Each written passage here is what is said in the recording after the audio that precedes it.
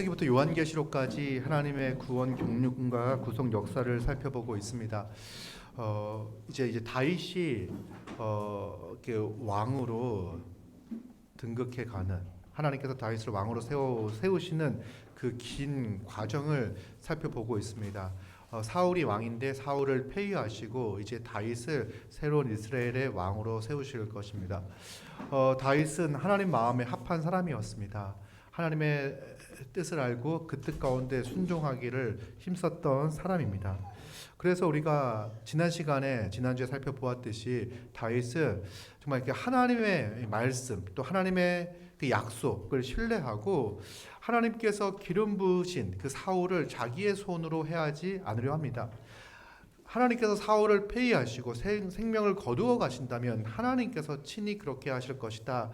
나의 손을 통해서 사울을 해하지 않을 것이다 라고 하는 그런 믿음을 갖습니다. 이것은 전적으로 하나님을 신뢰하는 거죠.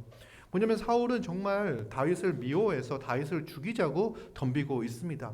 그럼에도 불구하고 사실 자기의 문제거리인 사울을 없애버리기만 하면 그 문제에서 해방되어질 텐데, 자유를 얻을 텐데, 사실 사울도 자기의 문제거리라고 여겼던 다윗을 자기의 힘으로 제거하려고 이렇게 애쓰고 있는 거 아닙니까?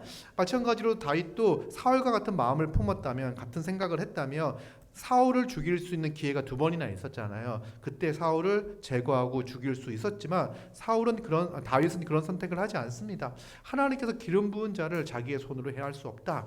하나님께서 나를 이 환난 가운데, 고난 가운데 누가 건져주신다고요? 하나님이 나를 건져주실 거야 라고 하는 그 믿음을 가지고 사울에게 해를 가하지 않습니다. 사울을 죽이지 않습니다. 그리고는 이제 그런 그 영적 승리를 거둔 다음에 27장 모습을 보면 오늘 모습은요 약간 느낌이 다릅니다. 분위기가 달라집니다.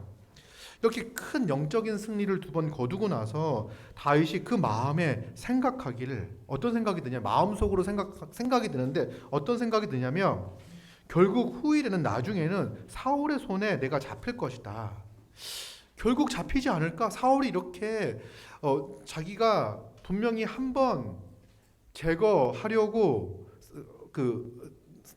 했을 때 자기가 살려줬음에도 불구하고 사울이 또다시 사람들의 그 충동에 이끌려 자기를 잡으려 왔던 것처럼 또다시 후일에 나를 잡으려고 군대를 동원해서 올 거고 결국은 사울의 손에 내가 붙잡히지 않을까, 이런 생각을 가지면서, 사실 다윗이 지금 이제 얼마 지나지 않은 것 같은데 그 사울궁을 나온 지가 약 10년 정도의 시간이 지나고 있습니다. 그러니까 오랜 시간 동안 지금 사울에게 쫓겨가고 있는 신세예요. 정말 이렇게 도피 생활이, 여러분 안 해보셨죠? 이제 피곤하고 힘듭니다. 피곤한 생활인데 혼자 자기 목숨만 부지하는 것도 쉽지 않을 텐데, 도망 다니면서 가족들도 있죠. 그리고 가족만 있는 게 아니라 자기를 따르는 600명의 사람들이 같이 있어요. 이 사람들과 같이 움직입니다. 이 600명들도 가족이 있어요. 그러면 이거를 도망 다니면서 먹을 것을 구하는 것 자체가 쉽지 않은 일입니다. 결국은 잡히지 않을까라고 하면서 어떤 생각을 하냐면 블레셋 사람들의 땅으로 피하여 들어가는 것이 좋겠다. 유대 땅을 벗어나서 적국에 투항하는 거, 망명하는 게 좋겠다라고 생각이 들어요. 그러면 내가 블레셋으로 도망가면 사울이 이스라엘 온 영토에서 나를 찾으려고 막 다니다가 찾는 걸 단념하겠지라고 생각을 해요. 그러면 내가 그의 손에서 벗어날 거다라고 생각을 하고 2절 3절에 보니까요, 이제 일어나서 이 생각을 하자마자 이제 일어나서 함께 있는 사람 600명과 이제 가드왕 마옥의 아들 아기스에게로 건너갑니다. 근데 아기스가 예전에 들어본 사람이잖아요. 다윗이 지난번에도 예전에도 한번 그 블레셋으로 도망갔던 적이 있습니다. 그때도 한참 전인, 한 10년 전의 일인데, 그때는 아기스가 자기를 의심해서 어떻게 합니까? 미친 척 해가지고 탈출을 하잖아요. 근데 다시 한번 아기스에게로 갑니다. 아마 10년의 시간이 지났고 아마 정세가 변화되어졌고 다윗이 생각했을 때 아기스에게, 그 당시에는 호련단신이었다면 지금은 많은 군대도 이끌고 있고 많은 사람들도 이끌고 있으니까 정치적으로 계산했을 때 블레셋에서도 자기를 받아줄 수 있겠구나. 뭐 이런 생각들을 했을 거예요. 그리고는 이제 2절에 보니까 일어나서 함께 있는 사람들 600명과 아기스에게로, 그 블레셋에는 몇 개 도시국가가 있었는데 그 중에 가드 지역에 있는 도시국가에게 투항을 합니다. 그러면서 3절 보니까 다윗과 그의 사람들이 저마다 가족을 거느리고 있었고, 또 다윗도 두 아내가 있었죠. 그래서 가족들을 이끌고서 해서 한 2,000명 정도 되지 않았을까, 대략적으로. 부부만 해도 1,200명 되는 거죠. 거기다가 자녀들이 한 명씩만 있어도 1,800명이 되는 거죠. 대략적으로 봤을 때 최소한 그 정도의 인원이 움직이지 않았을까 생각을 합니다. 그리고 4절 보니까요, 다윗이 가드에 도망간 것을 어떤 사람이 사울에게 말합니다. 다윗이 드디어 유대 땅을 벗어났습니다. 도망갔습니다. 그랬더니 사울이 그 얘기를 듣고선 이제 더 이상 다윗을 수색하지 않습니다. 찾지 않습니다. 그러면 소기의 성과를 달성한 거죠. 더 이상 다윗은 사울에게 쫓김을 받지 않습니다. 블레셋에 딱 들어갔을 때 블레셋에서의 삶은 어땠을까 이제 궁금하잖아요. 이게 과연 하나님의 뜻에 합당한 행동일지 아닐지 궁금하잖아요. 근데 갔어요. 갔더니 다윗이 아기스를 만나가지고 이전과는 다릅니다. 이제 은혜를 구합니다. 내가 당신께 은혜를 입었다면 지방 성읍 가운데 한 곳을 나에게 주시옵소서. 신하인 내가 어떻게, 당신의 종인 내가 어떻게 당신과 함께 왕도 수도에 함께 살 수 있겠습니까? 작은 지방 성읍 하나를 주면 그곳에 가서 내가 살겠습니다라고 이제 이야기를 합니다. 그래서 아기스가 시글락이라는 지역을 다윗에게 줍니다. 시글락 성읍을 다윗에게 줍니다. 근데 이 시글락 성읍은 어떤 성읍이냐면 여호수아가 12지파에게 분배할 때 이스라엘에게 분배되었던 땅이에요. 그런데 이 땅이 지금 누구에 점령되어 있죠? 블레셋에게 점령되어 있는 상황입니다. 이런 상황이라는 건 땅을 점령했다가 빼앗겼던가, 아니면 정복 전쟁을 해서 그 땅을 취했어야 되는데 강한 블레셋 사람들이 그것을 차지하고 있어서 그 땅을 차지하기를 포기했던 땅이에요. 그런데 아기스는 그 땅을 다윗에게 줍니다. 그리고 그 결과 어떻게 되냐면 6절에 보니까 시글락이 오늘까지 유다 왕에게 속하니라. 그러니까 한번 하지 않고선 그 땅을 얻게 되었습니다. 우리는 정복 전쟁을 통해 가지고 그 땅을 취했어야 되는데 전쟁 한번 하지 않고 그 땅을 얻게 된 거예요. 그리고 다윗이 이 블레셋 사람들의 지방에서 산 날수는 1년 4개월입니다. 1년 4개월이면 뭐 짧다면 짧고 길다면 긴데 아마 다윗의 도피 생활의 마지막을 이제 블레셋에서 보냅니다. 사실 이제 사울은 곧 죽습니다. 1년 4개월 뒤에 이제 곧 이 아기스와의 전투를 통해 가지고 곧 죽게 됩니다. 그러면서 다윗이 그 성읍을 차지한 다음에 전쟁을 치르는데 이제 그 어떤 성읍들을 이제 침략합니다. 그래서 어디를 치냐면 구술과 기르스와 아멜렉 사람을 칩니다.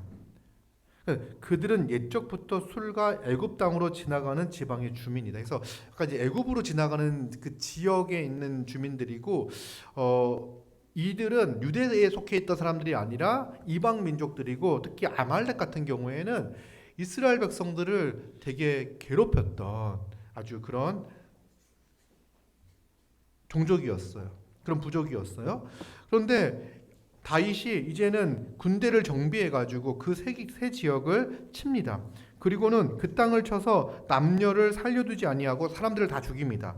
그리고는 그 전리품들을 취하죠. 양과 소와 나귀와 낙타와 의복을 빼앗아서 가지고 돌아와서 아기스를 만납니다. 이게 큰 전쟁을 치르고 지금 어떤 장수로 출전한 겁니까? 유대의 장수로, 사울의 종으로 출전한 게 아니라, 이스라엘 군대로 출전한 게 아니라 블레셋의 군대로 출전해서 세 개의 성읍을 제압하고 큰 전리품을 취해서 옵니다. 아기스가 묻습니다. 너희가 오늘 누구를 침노하였느냐? 이렇게 묻습니다. 그랬더니 다윗이 뭐라고 이야기하냐면 유다 네겝과 여라무엘 사람의 네겝과 겐 사람의 네겝을 4개입니다. 이 지역에 있는 건 유대 땅에 있는 지역을 침입했고 거기서 승리했고 거기서 얻은 전리품이라고 이야기를 합니다. 그러면 지금 다윗은 거짓을 말하고 있는 거죠. 그 이방 지역에 있는 부족들은 원래 이스라엘이 정복 전쟁을 통해서 멸해 버려야 하는 그런 지역을 전쟁을 쳐서 승리를 했는데 그 왕에게는 아기스에게는 뭐라고 이야기하냐면 저희는 바로 유대에 있는 지역에 있는 땅을 쳤고 승리했습니다라고 이야기합니다. 그때 다윗이 모든 남녀를 살렸고, 그러니까 전쟁을 치르고 포로를 데리고 올 수도 있잖아요, 그렇죠? 포로를 데리고 오지 않은 이유는 뭐냐면 이 사람들을 살려서 데리고 오게 되면은 이들이 이제 얘기하겠죠. 말도 얼굴도 유대 사람들이 아니고 이방인들이고 막 그러면 이제 알겠죠. 그래가지고 그게 들키지 않기 위해서 다 죽여 버린 겁니다. 그리고는 아기스가 다윗을 믿습니다. 이 말을 믿어요. 12절 보니까 아기스가 다윗을 믿고 말하기를 다윗이 자기 백성 이스라엘에게 심히 미움을 받게 되었으니 그는 영원히 내 부하가 되리라 생각하였습니다. 지금 아기스 입장에서는 아주 큰 정치적인 이득을 얻은 거죠. 적국의 장수가 심지어 적국의 왕이 될 사람 혹은 적국에서 정말 한때 가장 인기 있었고 가장 힘이 강력했던 그 장수가 자기에게 투항을 해가지고 자기에게 무릎을 꿇었습니다. 그리고 그가 또 군사력도 가지고 있어. 그 군사력을 가지고 와서 자신의 적국인 이스라엘을 유대 땅을 쳐가지고 큰 승리를 거두었어. 그러면 이제 다윗이 유대 땅을 쳤으면 유대에게는 다윗이 철천지 원수가 되겠죠. 완전히 배신자인 거잖아요. 완전히 배신자이고 사실 다윗이 이방 지역을 친 거는 유대 땅을 괴롭히는 이방에 있는 사람들을 이제 쳐 부신 거예요. 근데 이렇게 했는데 아깃은 그걸 그대로 믿어요. 속아요. 그리고선 이제 다윗이 유대 땅과 유대인들과 유대 지역에 있는 사람들과 이스라엘과 원수가 되었으니까 이제는 거기로 돌아가지 못할 거다 생각을 해요. 그 생각을 하고서 이제 영원히 내 부하가 될 거라고 생각합니다. 그리고는 이제 그때 블레셋이 이스라엘과 싸우려고 합니다. 전쟁을 치르려고 하는 거예요. 전쟁을 딱 치려고 하니까 아기스가 딱 생각했을 때 이 다윗을 데리고 가면 이길 것 같은 거야. 그래서 사실 다윗을 데리고 가는 거는 큰 위험 부담이 있습니다. 그렇죠? 만약에 자기를 속이는 거면은 같이 전쟁에 참여했다가 다윗이 그 방향을 돌려가지고 블레셋 사람들을 치게 되면은 혹은 이스라엘 군대와 합류하여 자기를 치게 되면은 큰 피해를 입게 되잖아요. 근데 아기스는 완전하게 믿어요. 완전히 믿고서 같이 가자고 이야기합니다. 아기스가 다윗에게 이르되 너는 밝히 알아. 너와 내 사람들이 나와 함께 나가서 군대에 참가할 것이다. 그 다윗은요 이게 위기예요, 위기. 이제는 자기가 통치하고 다스려야 할 이스라엘 왕이잖아요. 이스라엘을 쳐야 되는, 이스라엘과 싸워야 되는 그 위기에 봉착하게 됩니다. 근데 다윗이 뭐라고 이야기하냐면 당신의 종이 행할 바를 아시니이다. 내가 어떻게 행할지는 당신이 압니다. 그러니까 당신의 결정에 달려 있습니다라고 얘기하는 거예요. 당신의 결정에 달려 있습니다. 그러더니 아기스가 어떻게 얘기하냐면 다윗에게 이르되 그러면 내가 너를 영원히 내 머리 지키는 자를 삼으리라. 그러니까 나를 보호하고 지키는 나의 측근의 장수로 내가 너를 삼겠다. 이렇게 이야기를 해요. 그러니까 아기스는 완전히 다윗을 신뢰를 합니다. 근데 이제 뒤에 보면은 이제 29장 30절에 보면 이제 내용들이 나오는데 그 다윗이 전쟁에 참여를 하지 못해요. 아기스는 전적으로 신뢰하는데 그 가드에 있는 다른 장군들이 군사들이 다윗을 신뢰하지 못합니다. 다윗이 어떤 사람인지 압니까? 어떻게 다윗을 믿고 같이 전쟁에 참여합니까? 그래서 다윗을 배제를 시켜요. 그 다윗은 전쟁에 참여하려고 이렇게 따라 나가잖아요. 전장에 막 따라 나갔는데 전투에 참여하지 못하고 돌아갑니다. 돌아가라고 이야기합니다. 그래서 아기스가 뭐라고 이야기하냐면 난 진짜 너를 믿고 널 정말 신뢰하는데 우리 장군들이 같이 가지 말자고 하니까 너무 서운하게 생각하지 마. 집에 돌아가 있어. 이렇게 얘기를 하는 거예요. 근데 집에 이제 계속 가잖아요. 시글락으로 돌아가는데 아말렉이 시글락을 쳤습니다. 그러니까 이제 아말렉의 한 지역을 다윗이 공격을 했던 것 같아요. 그러니까 이제 다른 아말렉 족속들이 시글락을 쳐가지고 텅 비어 있잖아요. 군대는 다 빠져나갔고 그 시글락은 텅 비어 있으니까 이 시글락을 쳐가지고 모든 부녀들을, 아내와 자식들을 다 데리고 갑니다. 그래서 이제 드디어 다윗의 부하들이 다윗을 죽이려고 그래요. 돌을 들어 치려고 합니다. 그러니까 다윗을 믿고 이까지 왔는데 다윗은 자기의 아내와 자식을 지키지 못하는 무능한 왕인 거예요. 그때 다윗이 하나님께 묻고 즉각적으로 군대를 동원하여 다시 찾아옵니다. 근데 이것도 잘 생각해 보면 만약에 다윗이 그 전장에 참여했다면 더 큰 위기가 있는 거예요. 그러니까 참여해서 이스라엘과 싸워야 되는 위기가 있을 뿐만 아니라 또 하나는 시글락에 있는 자기의 가족들을 다 빼앗겨버리게 되는 그런 엄청난 위기를 당하게 되었습니다. 이게 지금 21장에 나와 있는 내용입니다. 오늘 본문을 보면요, 다윗이 대단히 정치를 잘 하고 있는 것처럼 보입니다. 그렇죠? 자기가 원하는 대로 위기에서 벗어났고요. 그리고 그 성읍을 정말 손도 대지 않고 코를 푼 격으로 그 시글락 성읍을 차지하게 돼요. 그리고 지금까지 그 성읍이, 그러니까 유대 왕이 언제까지인지 모르겠지만 오랫동안 유대에게 속하게 되었습니다. 그리고 아기스의 신뢰를 얻고 그동안 유대 땅을 침입하고 괴롭혔던 일부 이방 족속까지도 이렇게 전쟁을 통해 가지고 그 문제를 해결하는 이런 성과들도 내게 됩니다. 아기스에게 큰 신뢰를 얻게 되기도 하고, 이걸 보면요, 다윗이 정말 정치력을 잘 발휘해 가지고 어떤 문제들을 잘 해결해 가는 것처럼 보이지만 또 실제는 그렇지 않은 거예요. 왜 그러냐면 오늘 본문을 보면요, 다윗이 엄청 중요한 결정들을 해 나가잖아요. 그렇죠? 결정들을 하고 선택을 해 나갑니다. 그런데 오늘 본문에 보면 어디에도 다윗이 하나님께 그 뜻을 물었다라는 이야기가 나오지 않아요. 정말 엄청난 결정들을 하는데 하나님께서 개입하셨고 하나님께서 말씀하셨고 하나님의 뜻에 순종했다는 이야기가 나오지 않습니다. 다윗이 이런 결정을 했던 거는요, 다윗이 그 마음에 생각한 거예요. 자기의 생각이에요. 하나님의 말씀에 근거하여 판단하지 않은 겁니다. 27장 어디에서도 하나님께 물었다, 하나님의 말씀을 기억했다는 표현이 나오지 않습니다. 다윗이 26장만 해도 다윗이 하나님께서 사울에게 어떤 일을 행하셨는지, 자기에게 어떤 약속을 주셨는지를 기억하고 행동을 하잖아요. 하나님의 말씀에 근거해서 그런 행동들을 하잖아요. 그런데 다윗은 전혀 그런 모습들이 27장에 보이지 않아요. 더 아이러니한 건 26장에서 다윗은 영적으로 큰 승리를 거두었습니다. 이미 그 승리가 다윗은 하나님의 말씀에 근거한 승리라는 사실을 알고 있어요. 그럼에도 불구하고 다윗은 하나님의 말씀을 기억하지 않고 이런 결정들을 합니다. 이거를 우리는 어떻게 표현할 수 있냐면 다윗이 맞은 영적인 침체다라고 표현할 수 있습니다. 영적 침체.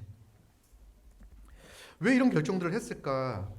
다윗의 마음속에서 어떤 생각이 생겼을까? 큰 영적인 승리를 거두었지만 환경은 어떻습니까? 여전히 그의 환경은 변하지 않습니다. 여전히 그는 광야에 남겨져 있습니다. 그리고 자기에게 드는 생각은 사울은 자기를 포기하지 않을 것이다. 끝까지 자기가 유대 땅에 있는 한 자기를 쫓아다닐 것이다. 이 생각이 틀린 생각입니까? 맞는 생각입니까? 맞는 생각이에요.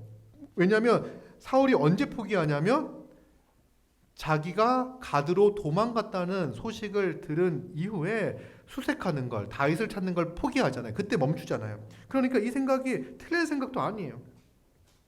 자기를 여전히 포기하지 않을 것을 알고 있어요. 그러니까 상황이 달라지지 않았어요. 사울에게서 도망친 지 10년의 시간들이 흘렀습니다. 그런데 자기의 환경은 변화되지 않은 것 같습니다. 여전히 자신의 미래는 불안합니다. 그리고는 그래서 유대 땅을 떠나 블레셋으로 갈 결정을 합니다. 그런데 이 결정은요, 좋지 않은 결정이라는 사실을요, 누가 아냐면 다윗이 알아요. 왜 그러냐면 다윗이 그 앞장에 보면은 사울에게 뭐라고 이야기를 하냐면, 그 신하들이 자기의 그 이야기를 하면서 사울의 측근들이 이제 다윗 얘기하는 거예요. 다윗을 유대 땅에서 몰아내야 된다라고 이야기를 하죠. 27장 몇 절에 있을까요?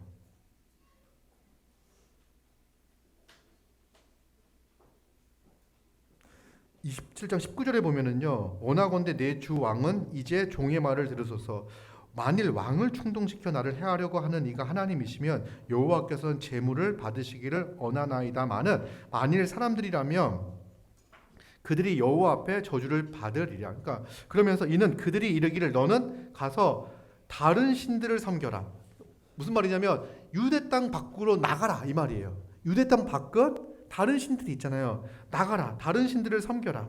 오늘 나를 쫓아내어 여호와의 기업에 참여하지 못하게 하라. 라고 하는 게 누구의 원함이냐면 바로 누구? 사울의 측근들의 생각들인 거예요. 아주 좋지 않은 결과인 거죠. 유대의 왕이 유대 땅을 떠나 어디로 도망가냐면 적국인 블레셋, 하나님의 그 권능과 능력으로 싸워 무찌러 이겨야 하는 그 블레셋으로 망명해 버리는 거죠. 그리고 그 땅을 포기한다는 것은 하나님이 주신 기업을 포기하는 거죠. 다윗은요, 누구의 바람대로 결정하냐면 하나님의 뜻대로 결정하는 게 아니라 그 측근들, 사람들의 바람대로 결정을 합니다. 그래서 다윗은 하나님의 뜻을 구하지 않고 정치적으로 살아남는 길을 택합니다. 이 정치적 생각을 하는 거예요. 근데 이 정치적 생각을 보면요, 말씀드렸던 것처럼 전혀 터무니없는 생각은 아니에요. 다윗의 결정을 보면요, 몇 가지 유익들이 있어요. 이득들이 있어요.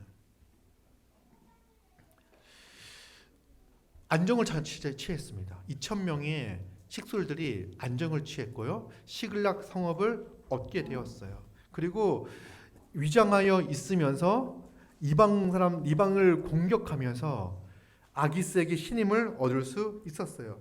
다윗 왕이 왕으로 마땅히 해야 하는 일들을 이곳 블레셋에서 할 수 있었습니다.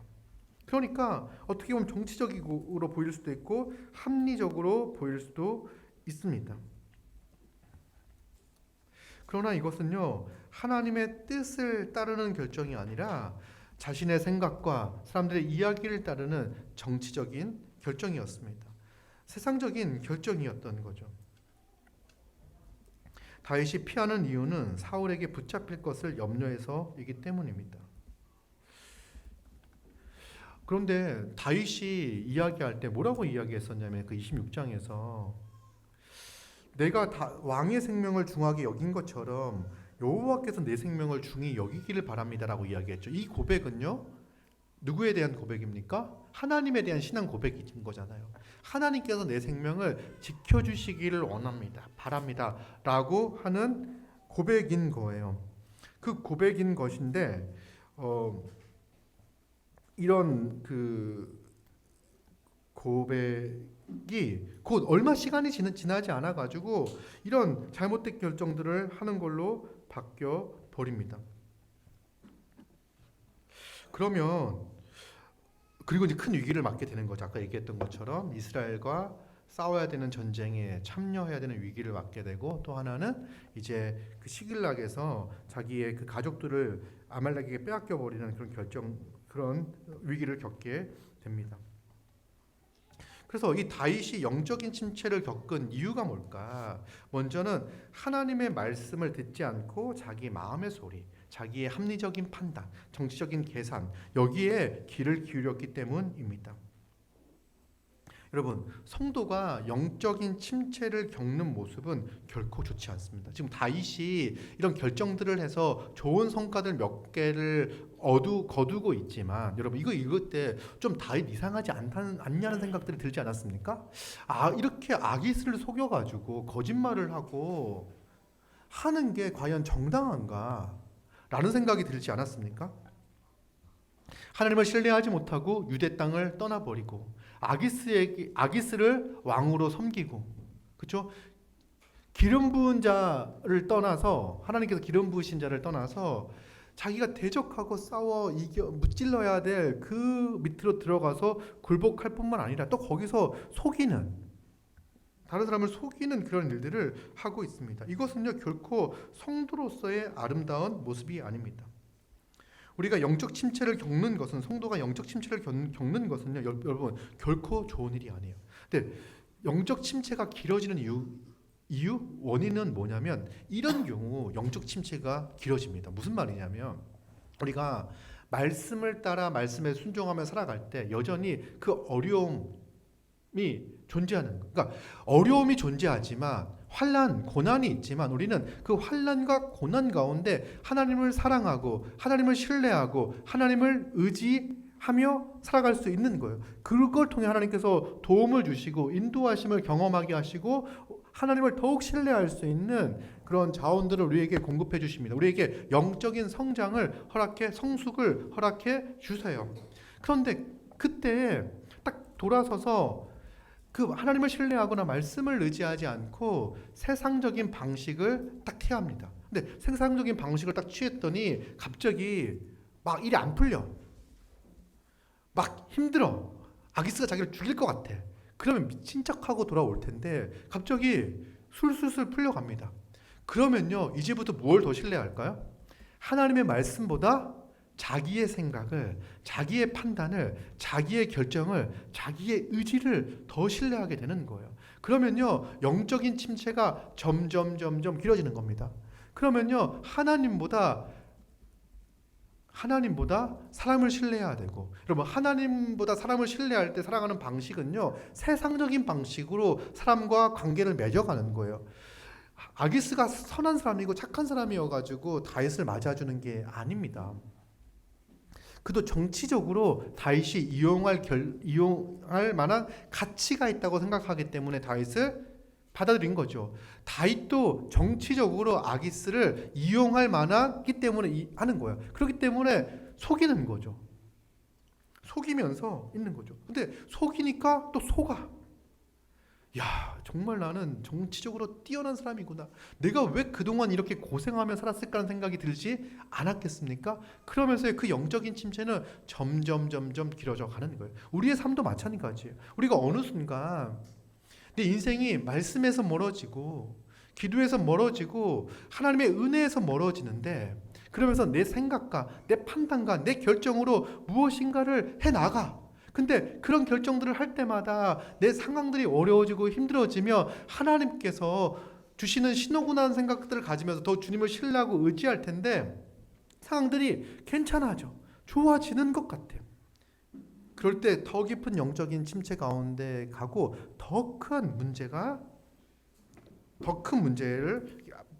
맞이할 수 있게 되는 거죠. 그래서 우리는 이 영적인 침체 문제에 대해서 잘 생각해 봐야 합니다. 여러분, 성도는요, 다윗이 지금 잘 나가는 것처럼 보이지만 이 다윗의 모습을 결코 아름다운 모습이다라고 말할 수 없어요. 성도가 하나님을 떠나 말씀을 떠나 살아가는 모습이 때로는 잘 풀리는 것처럼 보일 수 있어요. 근데 여러분, 말씀을 떠나 세상에서 성공하고 있다면, 사람들과 관계를 맺고 있다면 어쩌면 우리는 그 속에서 정말 세상적인 방식들, 술수들, 속임들, 이런 방식들로 살아가고 있을지 몰라요. 그런데 막상 말씀 앞에 서게 되면은요, 내가 지금 하고 있는 이 행동들, 이 거짓된 행동들, 잘못된 행동에서 돌이켜야 돼.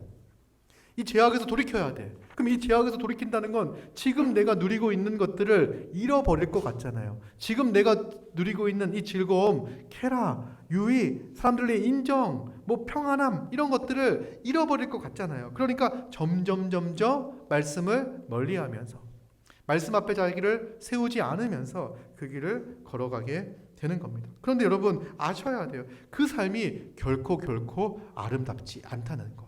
그 삶이 결코 아름답지 않기 때문에 여러분들 영적 침체에 있는 사람들이 다시 말씀 앞으로 말씀 앞에 자신을 세우지 않는 거예요. 여러분 우리는요 지금 나는 교회에 오고 있으니까 말씀을 듣고 있으니까 영적인 침체에서 무관하다 이렇게 생각할 수 없어요. 우리는 말씀을 들으면서도 길을 닫을 수 있습니다. 말씀 앞에 하나님의 은혜 앞에 자신을 세우지 않을 수 있어요. 내가 정말 내 상황이 어떠한지를 점검하고 돌아보아야 합니다. 성도가 영적인 침체를 겪는 것은 결코 아름답지 않은 모습이다. 성도로서의 아름다움을 드러내지 못합니다. 성도로서의 영광을 드러내지 못합니다. 여러분, 그리스도가 우리를 아름다운 신부로 단장해 주셨습니다. 요즘 이렇게 결혼하시는 분들이 많이 있는데, 그렇죠? 이제 결혼을 한 명씩 하고 있습니다. 근데 이제 그 결혼할 때 신부가 단장을 하잖아요. 그러니까 성경에서 우리를 이제 표현할 때 신부로 교회를 신부로 표현하죠. 성도를 신부로 표현하는데 예수 그리스도의 신부로 표현하는데 이게 그리스도가 교회를 얼마나 성도를 얼마나 귀하게 여기는지. 그러니까 우리가 화장이나 옷에 가장 돈을 많이 쏟아붓는 날이 그날이잖아요. 그러니까 신부가 되어 결혼하는 날 그날이잖아요. 그러니까 우리 주 예수 그리스도께서 우리를 정말 존귀하고 고귀한 그리스도의 신부가 되게 하기 위하여 엄청난 대가와 희생을 치르십니다. 값을 치르십니다. 자기의 생명을 값으로 치르십니다. 그리고 우리를 아름다운 그리스도의 신부가 되게 하셨는데 거룩하고 영광스러운 존재가 되게 하여 주셨는데 영적인 침체를 겪는다는 것은 뭐냐면 그 아름답고 고귀한 모든 것들을 다 내팽겨 쳐버리고 정말 진흙 구덩이를 이렇게 뒹굴고 있는 그런 모습인 거죠. 진흙 머드팩 좋지 않습니까? 이렇게 얘기하시는 분들 있을지 모르겠는데 그러면 그게 좋으면 결혼식 할 때 머드팩을 하고 가든지 안 하지 않습니까? 그거는 우리는 정말 아름다운 그 삶의 모습들 그리스도가 우리에게 만들어주신 그 아름다운 모습들이 영적 침체를 겪을 때는 나타나지 않기 때문에 그리스도의 복음이 제대로 드러나지 않기 때문에 그 모습을 좋다라고 말할 수 없습니다. 근데 기준이 세상의 기준이라고 한다면 그리스도의 그 영광의 기준이 아니라 세상의 기준이라고 한다면요 영적인 침체가 점점점 길어질 거예요. 우리가 세상에서 처세술 있잖아요. 처세술. 이 처세술에 능통한 거, 처세술에 능통해서 성공하고 인정받는 이 스킬이 우리 삶에 유익하게 하는 거라고 생각을 한다면요 우리는 제대로 우리의 삶이 그 말씀을 떠난 그리스도를 떠난 은혜를 떠난 삶이 얼마나 추한지를 보지 못할 거예요. 다윗은 영적인 침체를 겪습니다. 다윗도 영적인 침체를 겪는다니까요. 또 엘리야 알죠? 엘리야는요 정말 그 누굽니까? 바알을 숭배하는 몇 명? 850명. 850명과 싸워서 승리했어요.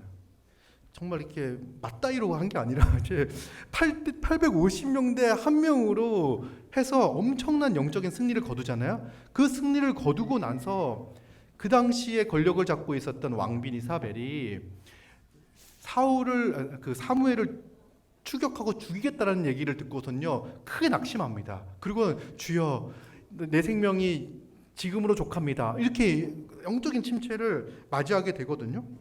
그러니까 누구에게나 영적인 침체가 올 수 있습니다. 다윗은 어떻게 영적인 침체를 겪게 되었는가? 우리가 영적 침체를 겪는 원인은 매우 다양합니다. 사탄은요 정말 버라이어티하게 우리가 누리고 있는 이 영광스러운 복들을 빼앗으려고 해요. 왜냐하면 그것을 빼앗을 때 이 복음의 영광이 드러나지 않기 때문에 그렇습니다. 여러분 우리 모두가 교회로 모였는데 우리 모두가 영적 침체를 겪고 있다고 생각해 보십시오. 다 말씀을 떠났고, 말씀을 떠나 다 자기의 생각대로, 욕망대로, 그 추구하는 대로 막 살고 있는 우리가 교회로 모였다고 해봅시다. 그러면요, 결코 그 복음의 영광이 드러나지 않을 거예요. 복음이 드러나지 않을 거예요. 사탄은요, 이것을 노리고 있는 거예요. 하나님의 백성들이 무기력하여 아무것도 하지 못하는 그런 상태, 혹은 그냥 세상 사람과 똑같은 먼저 생각들. 성공을 약속할 수 있어요. 우리에게 사단이 우리를 유혹하는 방식은 되게 많습니다. 우리를 완전히 실패의 자리로 몰아가는 경우일 수도 있겠지만, 어떤 성공에 도취되어 이렇게 가는 방식들, 그러면서 이 복음의 영광이 제대로 드러나지 못하게 하는 거죠. 다윗의 상황을 보면요, 다윗도 환경이 그를 지치게 만들었습니다. 사실 10여 년간 이렇게 쫓기다 보면 그럴 수 있겠다 생각이 들잖아요. 근데 사실 앞으로 얼마 남지 않았었어요. 얼마 남지 않았습니다. 환경이 그 영적인 침체의 원인입니다. 우리도 마찬가지 살다 보면요, 어떤 환경들이 영적 침체의 원인이 될 수 있어요. 근데 놀랍게도요, 신기하게도 어떤 사람들은요, 똑같은 환경에 있는데 그 똑같은 환경에서 영적으로 더 고양되어지는, 성장하는, 하나님을 더 신뢰하는 시간들로 그 환경을 삼는 경우들이 참 많습니다. 이 믿음의 사람들이 그렇게 가는 거죠. 근데 때로는 믿음의 사람들이 이런 영적인 침체를, 어려운 환경들 가운데 영적인 침체를 맞게 됩니다. 그리고 다윗은요, 미래에 대한 염려가 있었어요. 나쁜 환경이 있었고 미래에 대한 염려가 있었죠. 그리고 이 반작용이라고 하는데, 큰 승리를 거두고 나가지고는 반작용이 있습니다. 엘리야가 그랬듯이 여러분들도 어떤 영적인 큰 승리를 거둔 다음에 이런 생각이 딱 들 거예요. 불현듯 뭐 오늘 하루 성경 안 봐도 되지 않을까? 나는 이미 크게 승리했는데. 뭐 오늘 하루 예배 제대로 안 드려도 되지 않을까? 나는 이미 크게 승리했는데. 하나님께서 오늘 나를 쉬게 하실 거야. 쉰다는 게 말씀에서 떨어져도, 기도하지 않아도 내가 괜찮을 거라 생각하는 거, 이것이 반작용처럼 우리의 생각을 잠식할 수 있어요. 그리고 어떤 큰 승리를 거두었을 때 그 반대편에서 몰려오는 어떤 요상한 그런 감정들이 있을 수 있습니다. 어려움이 있을 수 있어요. 그래서 환경, 미래에 대한 염려, 또 다윗은 그런 게 별로 없는 것 같은데 과거에 대한 생각들이 우리를 영적인 어려움과 침체를 겪게 만드는 경우들도 많이 있어요. 과거의 생각에 매여 있어서. 그런데 환경도 그렇고 미래에 대한 염려도 그렇고 큰 승리 이후에 오는 반작용도 그렇고, 이것보다 궁극적인 이유는 뭐냐면, 최종적인 이유는 불신앙입니다. 하나님을 신뢰하지 못하는 것. 하나님을 신뢰하지 못하는 것이 영적인 침체의 원인이라고 이야기할 수 있습니다. 사실 다윗이 블레셋에서 한번 도망가잖아요. 그리고는 미친 척하고선 탈출합니다. 그때 지은 시가 시편 34장이죠. 그때 다윗이 뭐라고 고백했냐면, 너희는 여호와의 선하심을 맛보아 알지어다. 그에게 피하는 자는 복이 있도다. 여호와에게 피하는 자. 그러니까 한번 그가 그 경험을 했어요. 그렇죠? 블레셋으로 피하는 것이 아니라 여호와에게 피하는 자가 복이 있다라고 경험을 했고, 그 시까지 지었음에도 불구하고 다시금 이런 실패를 맛보는 거. 이거는 이 불신앙의 문제인 거죠. 하나님을 신뢰하지 못하는 거. 그럼 우리는 잘 생각해야 돼요. 우리가 하나님을 신뢰하지 못하게 하는 그것이 무엇일까? 환경일까? 염려일까? 어떤 큰 승리일 걸까? 우리가 말씀을 떠날 때, 하나님 말씀을 떠날 때 우리는 불신앙을, 하나님을 대한 신앙, 믿음이 약화되어지고 이 불신앙에 이를 수 있게 됩니다. 그러면서 다윗을 보면요, 이런 불신앙 가운데 있음에도 불구하고 하나님께서 일하시고 개입하시는 것을 보게 되어요. 하나님께서 어떻게 일을 하시냐면,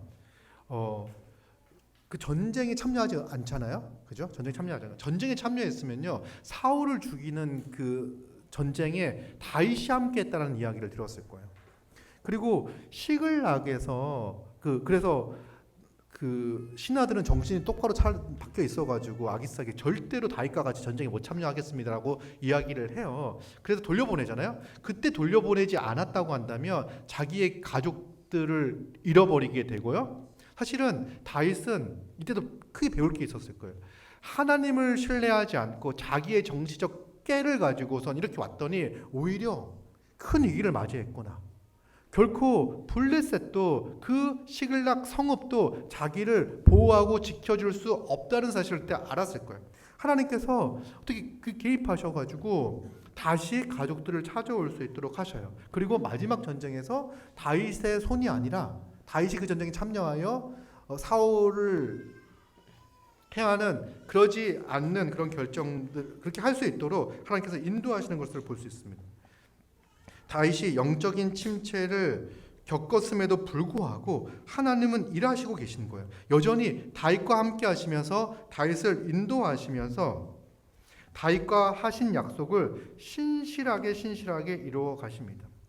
다윗이 고백했던 사무엘상 26장 24절 오늘 왕의 생명을 내가 중히 여긴 것 같이 내 생명을 여호와께서 중히 여기셔서 모든 환난에서 나를 구하여 내시기를 바라나이다 하니라.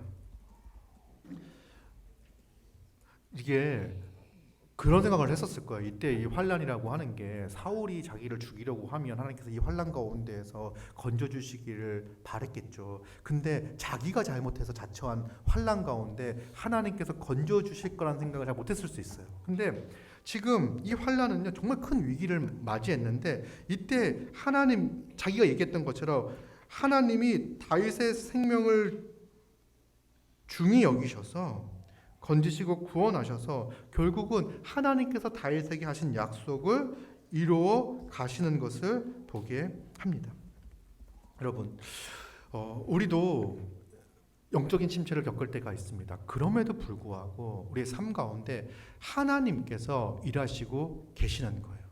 우리 하나님께서 일하시고 계시고 성령께서 우리를 인도하고 계시면서 우리가 비록 영적인 침체를 겪는다 하더라도 그것 가운데서 건져내시고 우리의 구원을 이루어 가고 계신 거죠. 그렇다고 해서 우리가 영적 침체에 빠지는 것을 자연스럽게 생각하거나 당연스럽게 생각하거나 그리고 그 영적인 싸움을 하지 않는 건 잘못되었습니다. 영적인 침체에서 벗어나기 위하여 애쓰고 힘써야 합니다. 혹은 영적인 침체에 들어가지 않기 위하여 우리는 애써야 합니다. 여러분, 정말 말씀의 자리에 한두 번 빠지잖아요.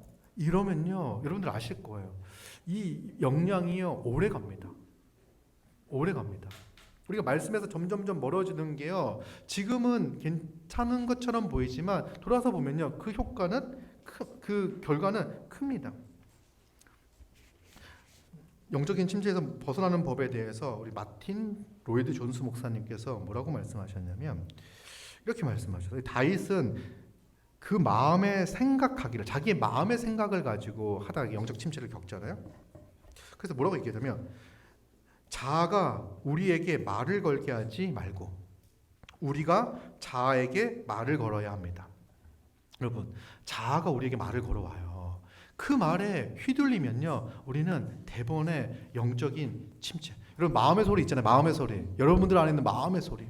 이 과거에 있는 이 상처와 아픔과 이런 것들이요, 우리에게 말을 걸어온다니까요. 미래에 있는 불안과 염려와 걱정이 우리에게 말을 걸어온다니까요.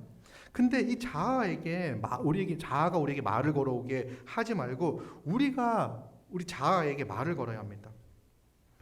자아에게 덤벼드십시오. 자아에게 말하십시오. 자아를 책망하십시오. 야단치십시오. 염려와 불안과 후회와 낙심을 가져다 오는 그 자아를 책망하고 야단치십시오. 권면하십시오. 그리고 격려하십시오.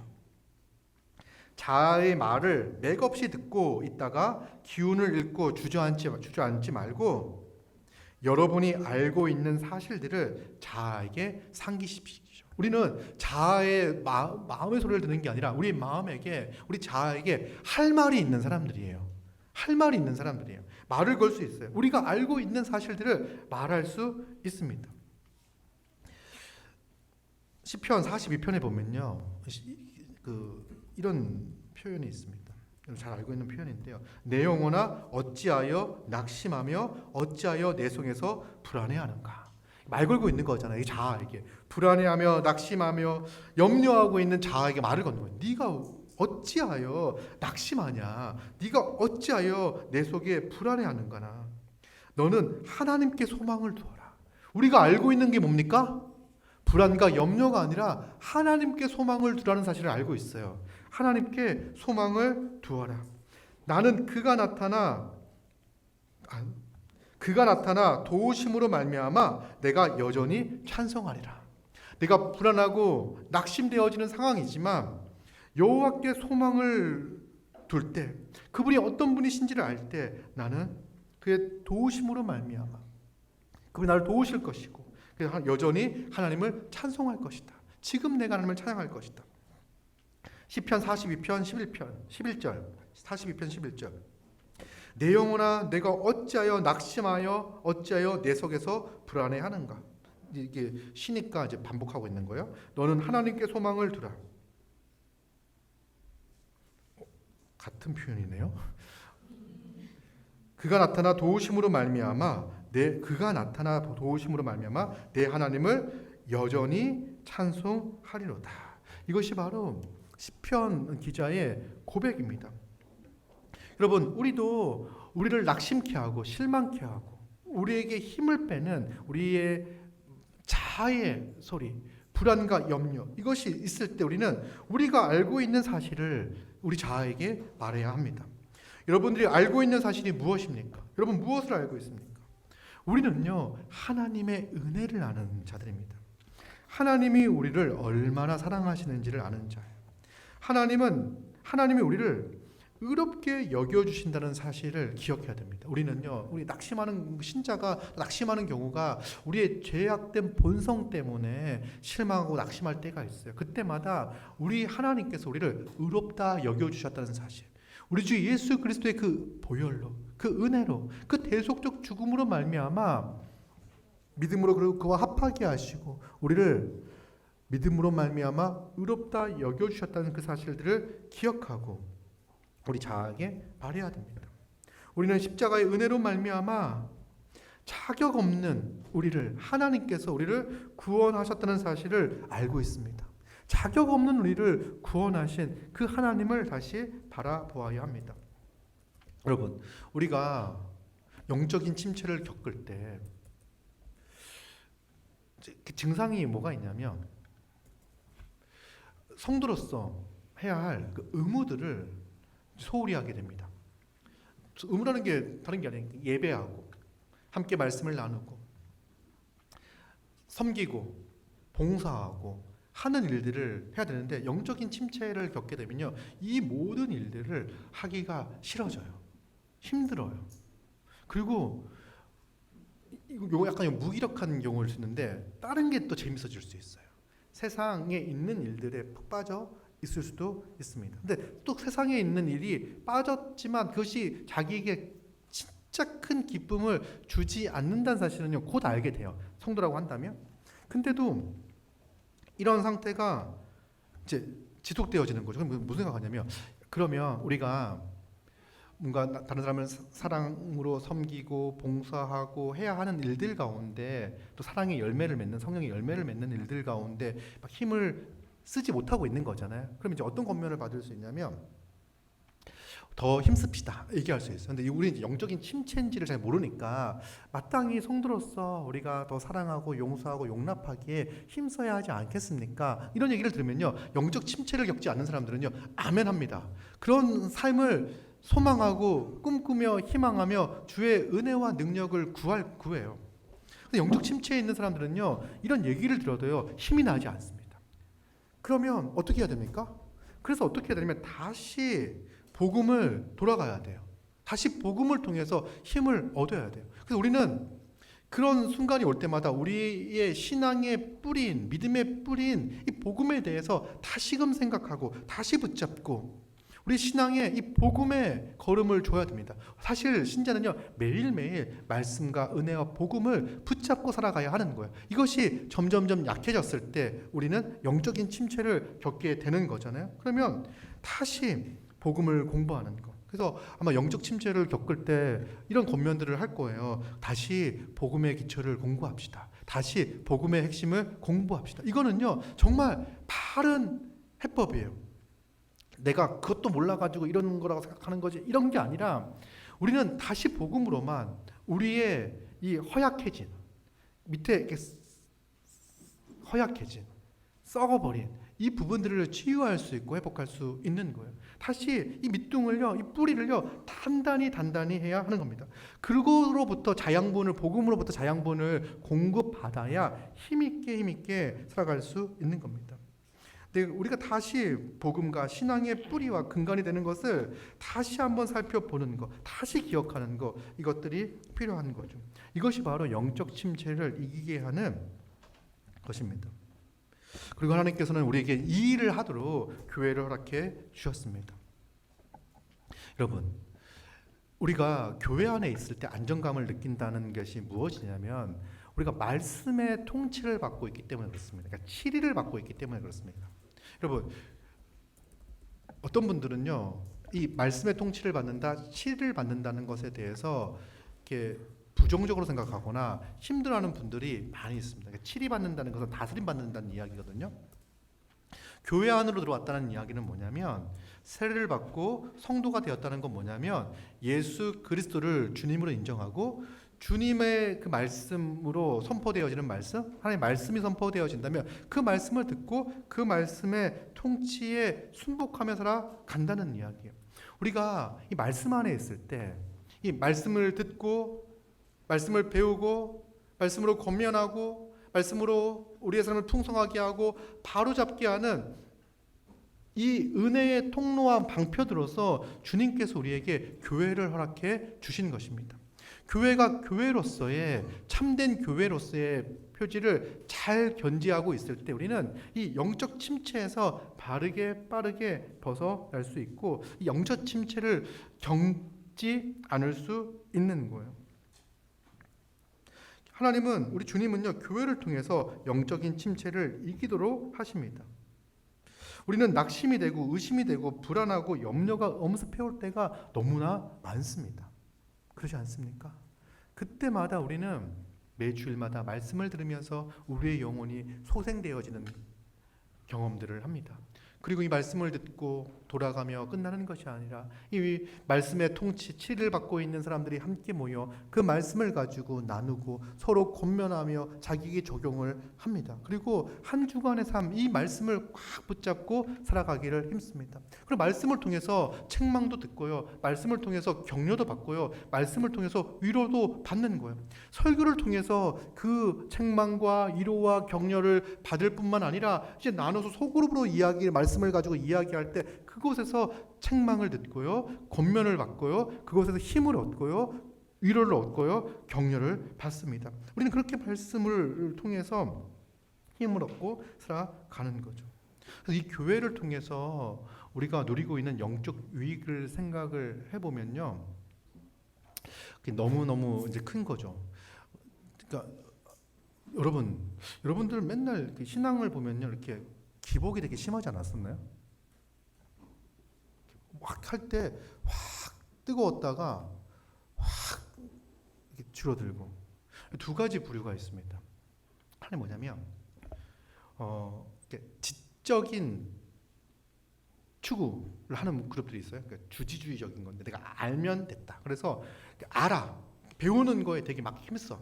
그런데 배우는 데 힘쓰지만 정작 이 말씀의 통치를 받으며 사랑하며 섬기며 순종하는 데에는 이렇게 약한 부류들이 있어요. 이런 분들은요, 또 곧 영적인 무기력과 침체를 겪습니다. 또 어떤 분들이 있냐면 이거 말고 감정에 많이 치우쳐져 있는 분들이 있어요. 그래서 뭔가 확 뜨거워지는 거, 열정적인 거, 열정주의라고 하죠. 열정주의. 막 이렇게 뜨겁게 기도하고 뜨겁게 부르짖고 하는데 딱 그 예배당을, 그 집회 장소를 딱 벗어났을 때 오는 것들, 그리고 이 방복이 되었을 때 영적인 고향이 되지 않는다는 생각들을 하고 그러면서도 이 공허함을 느끼면서 영적 침체를 경험하는 경우들이 많이 있어요. 근데 교회가 이 은혜의 방편을 제대로 사용할 때 말씀을 선포하고 성례를 제대로 시행하고 그리고 건징을 시행할 때 교회는요, 우리를 하나님의 백성답게 풍요롭고 풍성한 하나님의 백성으로 자라게 하는 거예요. 그래서 우리 교회가 이제 힘쓰는 게 이런 교회로서의 참된 모습들을 잘 갖추기 위해서 애쓰고 힘쓰고 있습니다. 물론 우리 교회 또한 여전히 나아져야 되는, 더 좋아져야 되는, 발전해야 되는 주의 은혜가 필요한 교회임이 틀림없습니다.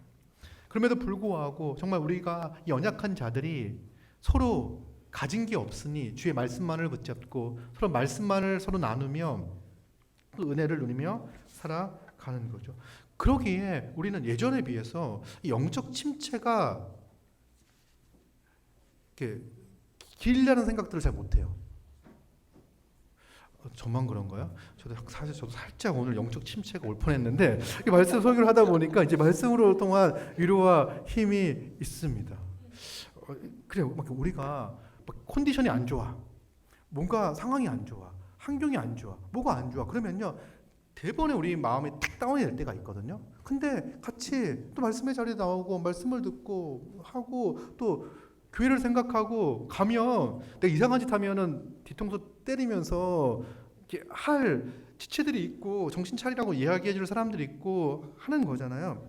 그러면서 우리는 그냥 계속해서 힘을 얻는 거예요. 신약의 성도들은요, 이 침체에 익숙한 사람들이 아니에요. 그러니까 교회가 바로 서 있고 우리가 이 복음 위에 바로 서 있다면요, 침체가 익숙한 사람들이 아니에요. 우리는 승리에 익숙한 사람들이에요. 승리에 익숙한 사람들. 물론 우리가 죄인이잖아요. 죄인인데 죄인인 우리가 어떻게 승리에 익숙하냐? 매일매일 죄인인 우리가 승리하신 예수 그리스도를 바라보는 거예요. 그 승리를 누리는 거예요.